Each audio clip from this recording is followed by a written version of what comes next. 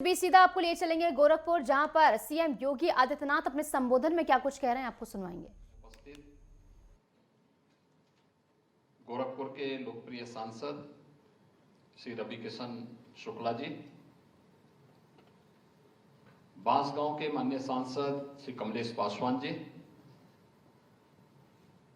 जिला पंचायत की अध्यक्ष श्रीमती साधना सिंह जी, महापौर डॉक्टर मंगलेश श्रीवास्तव जी, हमारे माननीय विधायकगण श्री विपिन सिंह जी, महेंद्रपाल सिंह जी, प्रदीप शुक्ला जी, डॉक्टर विमलेश पासवान जी, डॉक्टर धर्मेंद्र सिंह जी, प्रमुख सचिव चिकित्सा स्वास्थ्य एवं परिवार कल्याण श्री पार्थ सारथी सेन शर्मा जी, आज के इस कार्यक्रम में उपस्थित OMC power MD and CEO Shri Rohit Chandra ji, ब्याडी मेडिकल कॉलेज के सभी यहां के आचार्यगण, उपस्थित ब्याडी मेडिकल कॉलेज के सभी मेडिकल के छात्र छात्राएं और बहनों और भाइयों, आज का दिन इस मेडिकल संस्थान के लिए बहुत महत्वपूर्ण दिन है। जब यहां पर ग्रीन एंड क्लीन एनर्जी का वाहक अब ब्याडी मेडिकल कॉलेज बन रहा है। इसके साथ ही ब्याडी मेडिकल कॉलेज में 50 एमबीबीएस की बढ़ी हुई सीटों के लिए, नए इंफ्रास्ट्रक्चर के लिए यहां पर शिलान्यास का कार्यक्रम भी संपन्न हो रहा है। इस अवसर पर पूरे ब्याडी मेडिकल कॉलेज को हृदय से बधाई देते हुए प्रदेश सरकार की चिकित्सा शिक्षा विभाग को, जिन्होंने ग्रीन एंड क्लीन एनर्जी और पूर्वी उत्तर प्रदेश की आवश्यकता को ध्यान में रख करके यहां पर नए इंफ्रास्ट्रक्चर के लिए समय से इस कार्यक्रम को आगे बढ़ाया है, धन्यवाद देते हुए आप सबके प्रति मैं अपनी शुभकामनाएं देता हूं। हम सब जानते हैं ब्याडी मेडिकल कॉलेज का अपना एक गौरवशाली इतिहास है। अनेक उतार चढ़ाव इस मेडिकल कॉलेज ने देखे हैं और हमने तो वह भी दौर देखा है जब इस मेडिकल कॉलेज में यह पूर्वी उत्तर प्रदेश का स्वास्थ्य का एकमात्र केंद्र हुआ करता था। अकेले ब्याडी मेडिकल कॉलेज, कोई भी अन्य सेंटर नहीं, और वह भी संसाधनों के अभाव से जूझता था। न यहां पे डॉक्टर थे, न पैरामेडिक्स थे, न नर्सिंग स्टाफ था, न यहां पे अन्य कार्यों को करने के लिए आवश्यक मैन पावर ही थी, और इंफ्रास्ट्रक्चर का भी अभाव था। मुझे याद है जब 1997-98 में ब्याडी मेडिकल कॉलेज की मान्यता के ऊपर संकट आया था, तब भी हम लोगों को अतिरिक्त प्रयास करने पड़े थे। एमसीआई ने 1998-99 में एक बार फिर से ब्याडी मेडिकल कॉलेज की मान्यता को एक प्रकार से विड्रॉ कर दिया था। तत्कालीन चिकित्सा शिक्षा मंत्री को मैं स्वयं दिल्ली लेके गया था और मैंने एक एफिडेविट उनको दिलवाई थी कि हम यहां की आवश्यकताओं को पूरा करेंगे, क्योंकि फैकल्टी भी नहीं थी और इंफ्रास्ट्रक्चर भी नहीं था।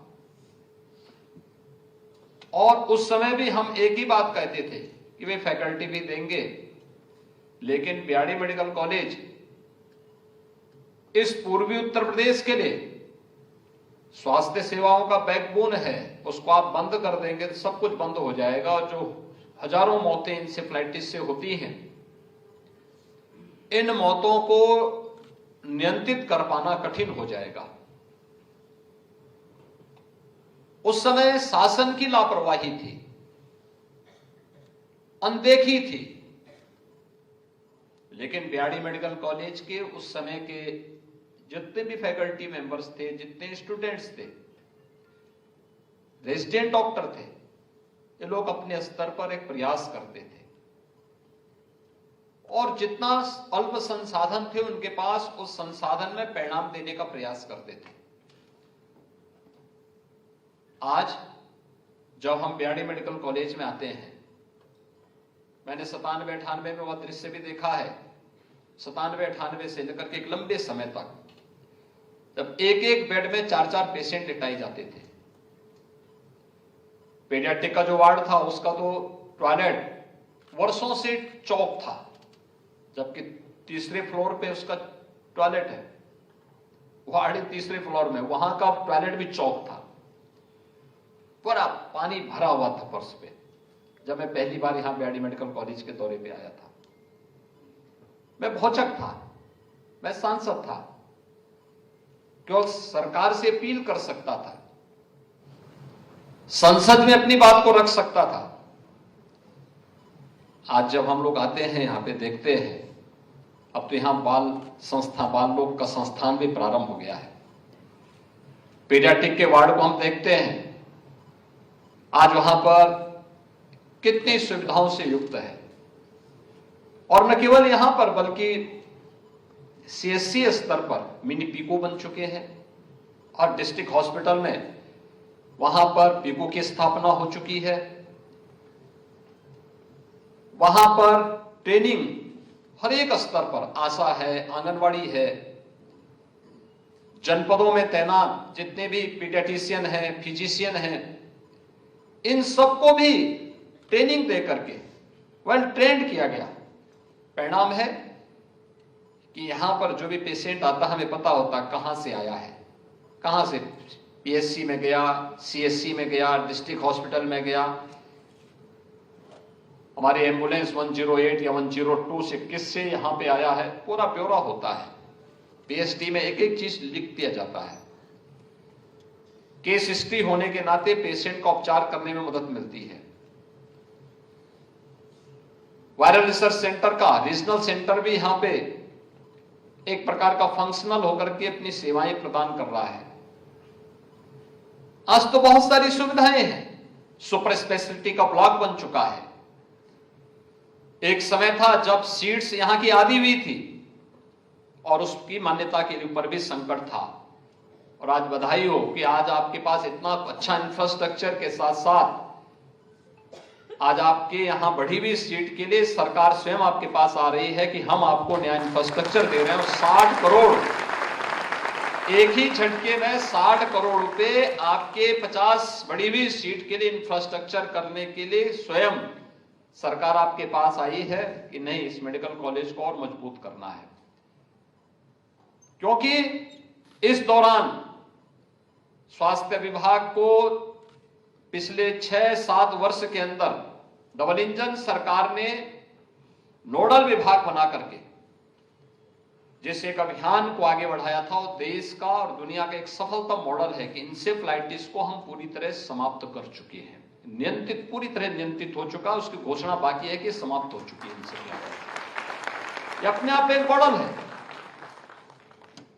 कि जिस इंसेफ्लाइटिस से 1200 से 1500 मौतें होती थी, आज उस इंसेफ्लाइटिस से पूरी तरह उसको कंट्रोल करते हुए हम लोग उन मासूम बच्चों को बचाने में सफल हुए हैं। स्वाभाविक रूप से उसके लिए जो हमारा मैन पावर लगता था, उसमें जो संसाधन लगते थे, उसको हम क्वालिटी ऑफ हेल्थ के लिए अन्य लोगों को भी उपलब्ध कराने में उसका उपयोग कर सकते हैं। और आज वो बेहतर तरीके से उस दिशा में हम आगे बढ़ सकते हैं, वह आज हम सबको देखने को यहां पर प्राप्त होगा। लेकिन एक सफलतम मॉडल और उसका केंद्र बिंदु कोई बना था, वह भी बीआरडी मेडिकल कॉलेज बना था। क्योंकि सबसे ज्यादा सफरर कोई होता था तो बीआरडी मेडिकल कॉलेज होता था। और बीआरडी मेडिकल कॉलेज को ही केंद्र बना करके आज देश के सामने उस सफल मॉडल को प्रस्तुत किया गया है कि इंसेफ्लाइटिस आज लगभग समाप्त हो चुकी है, पूरी तरह समाप्त होने घोषणा होनी बाकी है, लेकिन जिस स्थिति में पहुंचा दिया गया है वह एक सफलतम मॉडल है। यह भी मैं बीआरडी मेडिकल कॉलेज और स्वास्थ्य विभाग को इसके लिए धन्यवाद दूंगा कि उन्होंने बहुत अच्छे तरीके से, सरकार ने जिस प्रकार से गाइड किया था उसके अनुसार उसे उसके लक्ष्य तक पहुंचाने में अपना योगदान दिया। तो एक यह कार्य भी हो रहा है और दूसरा, अब हम क्लीन एंड ग्रीन एनर्जी की तरफ आगे बढ़ करके एक नए मॉडल के साथ आगे बढ़ रहे हैं। ये नया मॉडल है। मुझे याद है 2017 में जब हमारी सरकार बनी थी, आदरणीय प्रधानमंत्री जी ने उस समय एक बात कही थी कि आप लोगों के शहरी क्षेत्र में जो एक स्ट्रीट लाइट है, कोई पीली लाइट होती है, कोई लाल रहती है, कोई नीली होती है, कोई सफेद होती है, कुछ भी पता नहीं लगता है। क्या यह हो सकता है कि सभी, और ये जो हेलोजन की लाइट होती है बहुत ज्यादा पावर भी कंज्यूम करता है, कार्बन उत्सर्जन भी होता है और बेढंगी लाइट होती है। जितना एक हेलोजन लाइट ले लेता है, अगर हम एलईडी स्ट्रीट लाइट उसकी जगह लगाएंगे तो एक हेलोजन के द्वारा दी जाने वाली लाइट की तुलना में हम 10-15 स्थानों पर नए स्ट्रीट लाइट लगा सकते हैं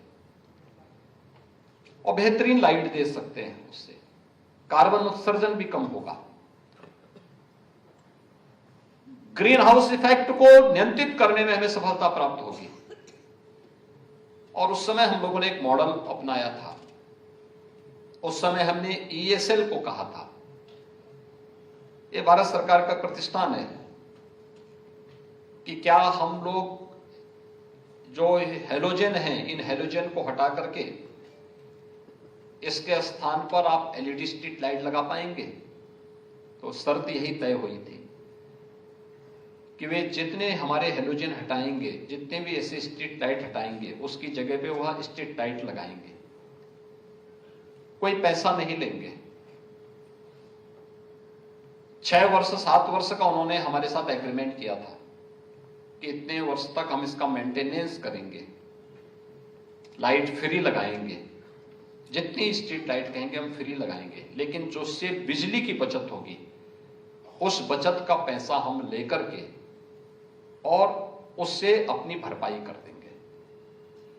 हमने 16 लाख स्ट्रीट लाइट पूरे उत्तर प्रदेश के अंदर बदली थी। आज आप उत्तर प्रदेश के अंदर हर कस्बे के अंदर एक जैसी सफेद दुधिया लाइट से जगमगाती स्ट्रीट लाइट जो देखते हैं, ये उसी स्कीम के पार्ट है। और आज उस मॉडल को ओएनसी पावर के साथ मिलकर के मेडिकल एजुकेशन ने मेडिकल कॉलेजेस की इंफ्रास्ट्रक्चर यानी रूफटॉप को, क्योंकि सरकार ने तो अपनी पहले से ही पॉलिसी भी लॉन्च कर दी है कि घर के लिए अगर कोई व्यक्ति जोड़ना चाहता है, नेट बिलिंग के साथ हम उसको जोड़ देंगे। जितनी बिजली खर्च करेगा उसके सोलर जो रूफटॉप सोलर पैनल होगा उससे हम उसको ले लेंगे, और अतिरिक्त बिजली बनाएगा तो हम उसको उसका पैसा दे देंगे। एक व्यवस्था दी गई है। लेकिन कॉमर्शियल इंस्टीट्यूशन के लिए हम लोगों ने उसको नेट मीटरिंग के साथ जोड़ते हुए उस कार्यक्रम को आगे बढ़ाने का कार्य किया। और मुझे प्रसन्नता है कि बीआरडी मेडिकल कॉलेज ने भी इसमें लीड ली है कि रूफटॉप सोलर पैनल लगा करके आज जहां बिना पैसा खर्च किए हुए 1 मेगावाट बिजली जनरेट होगी इन छतों पर। 1 मेगावाट की बिजली पैदा होगी, 72 लाख रुपए की बचत भी होगी। और 72 लाख रुपए जो आपका लगभग 1.5 करोड़ रुपए बिजली का बिल आता है, उसमें से ये 72 लाख रुपए की भरपाई तो इसी से हो जाएगी। यानी बिजली का बिल आपका आधा हो गया और आपको कुछ भी नहीं देना पड़ेगा।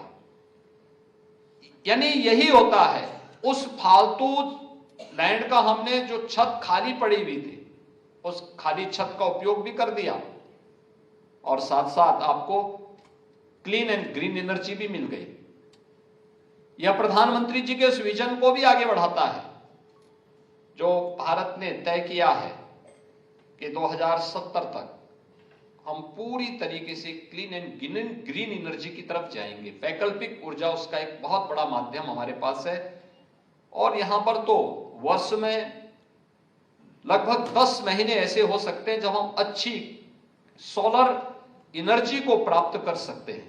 उसका उपयोग हमें करना चाहिए और आज इस दिशा में जो प्रयास प्रारंभ हुआ है इस प्रयास को भी आगे बढ़ाने की आवश्यकता है। अगर इन छतों पर इनका उपयोग करते हुए या नालियों के ऊपर जो हमारी खाली जगह है या बाउंड्री वाल के किनारे भी, बाउंड्री वाल के ऊपर भी हम एक प्लान करके सोलर पैनल लगा सकते हैं तो बहुत स्पेस आपके पास मिल सकता है। और मुझे लगता है कि जितनी यहां की आवश्यकता है उसके अनुरूप क्लीन एंड ग्रीन एनर्जी इस कैंपस में सोलर पैनल से वर्ष में 10 महीने तो बन ही सकता है। 10 महीने की बिजली की बचत भी अगर आप कर लेंगे, 10 महीने में बिजली की कुछ बचत कर लेंगे तो वह मेडिकल कॉलेज के लिए भी उपयोगी होगा और शासन के भी ऊपर भार को कम करने में मदद करेगा और उस पैसे का उपयोग इसी प्रकार के इंफ्रास्ट्रक्चर पे करने में हमें मदद मिलेगी। क्योंकि अब तो बीआरडी मेडिकल कॉलेज का कंपटीशन किसी मेडिकल कॉलेज से नहीं है। बीआरडी मेडिकल कॉलेज काफी आगे बढ़ चुका है। अब बीआरडी मेडिकल कॉलेज को कंपटीशन करना है एम्स गोरखपुर के साथ और इसके लिए अपनी को तैयार करना होगा। क्वालिटी इस समय दोनों की पैरेलल चल रही है, याद करना। और बीआरडी मेडिकल कॉलेज के लिए इसलिए महत्वपूर्ण होगा क्योंकि यहां की कुछ पुरानी फैकल्टी है जो बहुत अच्छा काम की है, अच्छा काम करते, एक लंबा एक्सपीरियंस उनके पास है। वे थोड़ा प्रयास करेंगे तो जैसे एसजीपीजीआई और एम्स दिल्ली की एक पैरेलल वो चलती है, कंपटीशन चलती है, ऐसे ही आप गोरखपुर में अकेले बीआरडी मेडिकल कॉलेज और एम्स गोरखपुर के बीच में स्वस्थ प्रतिस्पर्धा को आगे बढ़ा सकते हैं। नॉलेज का आदान प्रदान हो, हम अच्छी बेस्ट प्रैक्टिसेस को एक दूसरे के साथ जोड़ सकते हैं, लेकिन हमें उस दिशा में आगे बढ़ाना होगा। क्वालिटी, हेल्थ क्वालिटी कैसे हम दे सकते हैं और इसके लिए मैं अपने सभी चिकित्सकों से कहूंगा जो ये हमारे आने वाले चिकित्सक हैं, मेडिकल स्टूडेंट्स हैं, इन सबसे मैं कहूंगा एक अपने को याद रखना, विपरीत परिस्थितियों में आपके पास वर्कलोड हो सकता है लेकिन धैर्य खोए बगैर कार्य करना, बिना किसी उसके। मैं आपके पास आने के पहले 500 लोगों की समस्याओं को सुन के आया हूं, सुबह सुबह 500 लोगों से मिलके आया हूं फिर यहां पे, लेकिन हमने धैर्य नहीं खोया। हर व्यक्ति अपनी समस्या लेकर बोल रहा था, कोई अच्छा भी बोल रहा था, कोई बुरा भी बोल रहा था। हमें सुनना पड़ेगा क्योंकि हम उसके लिए बने हैं और उसके लिए अगर हम अपने आप को तैयार नहीं करेंगे अच्छा चिकित्सक नहीं बन पाएंगे। हर पेशेंट की अपनी एक हिस्ट्री है, हर पेशेंट के साथ उसकी फैमिली बैकग्राउंड भी जुड़ती हुई दिखाई देगी, वहां की सामाजिक, वहां की आर्थिक, वहां की भौगोलिक परिस्थितियों की जानकारी भी आपको देखने को मिलेगी। अगर अपनी छोटी सी नोटबुक में उनको नोट करते हुए अगर आप एक अच्छी स्टडी तैयार करेंगे, बहुत सारी समस्या का मेडिकल क्षेत्र में एक क्रांतिकारी परिवर्तन आप ला पाएंगे। और मेडिकल बीआरडी मेडिकल कॉलेज एक ऐसे स्थान पर बना हुआ है जहां पे पूर्वी उत्तर प्रदेश में कुशीनगर से भी, देवरिया से भी, महाराजगंज से भी, गोरखपुर से भी, बस्ती से, संत कबीर नगर से, सिद्धार्थ नगर से, मऊ से तो पेशेंट आते ही हैं। बिहार के भी 8-10 जनपदों से और नेपाल की तराई के भी बहुत बड़े क्षेत्र से पेशेंट यहां पर आते हैं। इन सब की पृष्ठभूमि को समझने में भी आपको मदद मिलेगी। रोग को जानना ही नहीं, उसकी पृष्ठभूमि में भी जाना और फिर उसके सफलतम निवारण के उपाय को भी आगे बढ़ाने की दिशा में तभी आप सफल हो पाएंगे, धैर्य के साथ, पूरे पेशेंस के साथ, संवेदनशील तरीके के साथ। हमें इसका समाधान निकालना है जब इस दिशा में आप प्रयास करेंगे। याद करिए, इंसेफ्लाइटिस 1977-78 में यहां पहली बार आई थी और 77-78 से 2017-18 तक इसको समाप्त करने के बारे में कोई नहीं बोलता था, उपचार तक सीमित था। 17 में जब मैं ही मुख्यमंत्री बना तो मेरे सामने चैलेंज था। मैंने कहा उपचार नहीं, इसका उन्मूलन करना है, इसको सदैव के लिए समाप्त करना है। और हमने कार्य योजना इसी बात को लेकर बनाई थी। जब मैं 2017 में पहली बार कुशीनगर जिले में इस कार्य के लिए गया कि इंसेफ्लाइटिस के उन्मूलन के लिए हमें एक अभियान चलाना है। अभियान कैसा होना है, तो इसके लिए वहां पर एक अभियान चला था, एक कार्यक्रम बनाने के लिए। हमने कहा स्वच्छता का अभियान और शुद्ध पेयजल की आपूर्ति के लिए एक अवेयरनेस के बड़े कार्यक्रम को हमने आगे बढ़ाया था। हमने वहां मुसहर जाति के लोगों को साबुन वितरित किए थे। 3 दिन तक मेरे खिलाफ मीडिया ट्रायल चला था। मैं बहुत चकता। मीडिया के लोग क्या कहते थे, एक रिपोर्टर कहते थे, देखो ये मुख्यमंत्री को शर्म नहीं आती है, गरीबों को साबुन बांट रहा है, उनका अपमान कर रहा है। और जब 2-3 साल के बाद कोरोना आया था और जब कोरोना में सबसे पहला उपाय दुनिया के विशेषज्ञों ने कहा कि बार बार साबुन से हाथ धोइए, तो हमने उसी रिपोर्टर को बताया था। मैंने कहा देखो क्या बता रहा है। मैंने कहा डॉक्टर क्या कह रहे हैं। मैंने कहा देखो हमने 3 साल पहले इसीलिए कहा था स्वच्छता पे ध्यान देंगे तो बहुत सारी बीमारियों का समाधान अपने आप हो जाएगा। और उसी स्वच्छता के लिए हम लोग अभियान चलाया था। आज आप देख रहे होंगे इंसेफ्लाइटिस जब एक मिशन मोड में अभियान बढ़ाया गया, परिणाम हमारे सामने है। हम लोग देखते हैं, मैंने देखा है हम बैडी मेडिकल कॉलेज में 1997-98 से लेकर के 2017 तक इस लंबे कालखंड में हम लोग देखते थे, हर पेशेंट की स्थिति को देखते थे। आज परिणाम हमें सुखद अनुभूति होती है कि हमने जिस बीमारी को देखा उसको चरम तक पहुंचते हुए भी देखा, और आज हम उसको जब समाप्त होकर के उसके उन्मूलन की घोषणा होनी मात्र बाकी है, तो उन स्थितियों में हम कह सकते हैं कि अब किया जा सकता है। एक डॉक्टर के रूप में आपको अपनी निजी जिम्मेदारियों का निर्वहन करना है। सरकार आपको इस बात के लिए आश्वस्त कर सकती है। देखिए आज का समय नवाचार का है, इनोवेशन, रिसर्च एंड डेवलपमेंट का है, और ये केंद्र अब उस रूप में कार्य करते हुए दिखाई देने चाहिए, लोगों की नई राह दिखाने के लिए। इस फील्ड में हमें आगे बढ़ना है। इस दिशा में बिना धैर्य के, बिना संवेदनशील तरीके से आगे बढ़े हुए हम कभी अपने लक्ष्य को प्राप्त नहीं कर सकते। और मुझे लगता है कि इस दिशा में आप सब मिलकर के प्रयास करेंगे। अब उत्तर प्रदेश जिस दिशा में आगे बढ़ चुका है, एक नया उत्तर प्रदेश है। अभी देखो हम 19 को अगले 4 दिन के अंदर देश का सबसे बड़ा निवेश उत्तर प्रदेश में करवाने जा रहे हैं। Ground breaking ceremony Uttar Pradesh की होने जा रही है आदरणीय प्रधानमंत्री जी के कर कमलों से। और याद रखना, अब तक जितने भी ग्राउंड ब्रेकिंग देश के अंदर हुए होंगे वह 10 लाख करोड़ से नीचे के हुए होंगे। पहली बार कोई राज्य ऐसा भी होगा जो 10 लाख करोड़ रुपए से अधिक के निवेश प्रस्ताव का एक साथ शिलान्यास कराएगा, और उत्तर प्रदेश में होगा। उस अभियान को लेकर के भी हम आगे बढ़ना चाहते हैं। तो उसमें अब हर इंस्टीट्यूशन को अपनी अपनी जिम्मेदारियों को लेकर के आगे बढ़ना होगा, अपनी जिम्मेदारियों का निर्वहन करना होगा। अगर हम इस दिशा में प्रयास कर पाएंगे तो इसके बेहतर परिणाम होंगे।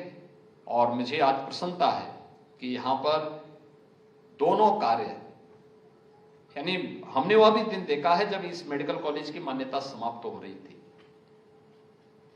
और बाद में सीट आधी कर दी गई थी, लेकिन आज सीटें भी आगे बढ़ गई, सीटें भी बढ़ चुकी हैं, और सीट बढ़ने के साथ ही उसके नए इंफ्रास्ट्रक्चर के लिए भी शिलान्यास हो रहा है। लेकिन जो हमारी फ्यूचर की आवश्यकता है कि हमें स्वच्छ और ग्रीन एनर्जी चाहिए, उसके लिए रूफटॉप सोलर पैनल की स्थापना करते हुए हम इसका उपयोग कर पाएंगे। 1 मेगावाट विद्युत उत्पादन का एक कार्य इसके माध्यम से प्रारंभ हो रहा है। बीआरडी मेडिकल कॉलेज को इसके लिए हृदय से बधाई देते हुए आप सबके प्रति मैं अपनी शुभकामनाएं देता हूं। धन्यवाद। जय हिंद।